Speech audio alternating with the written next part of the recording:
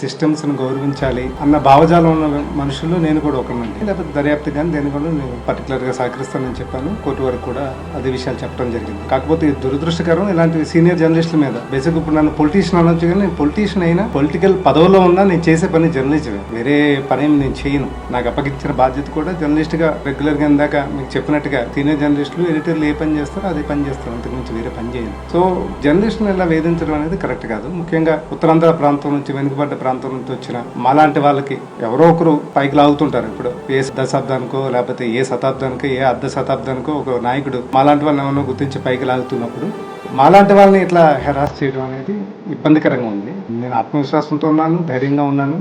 ఎందుకంటే జగన్ గారు వెనక అతను నడిచినప్పుడు ఆయన శ్వాస తగిలినా, ఆయన మాట విన్నా, ఆయన దేహం పక్కన నడిచినా చాలు. ధైర్యం లేని వాడికి ధైర్యం వస్తుంది, ధైర్యం ఉన్నవాడి ధైర్యం మరింత రెట్టిపోతుంది. నేను బలంగా నమ్మి మేము అడిగేస్తాం. ఎప్పుడు కూడా తప్పులు చేయాల్సిన అవసరం మాకు లేదు.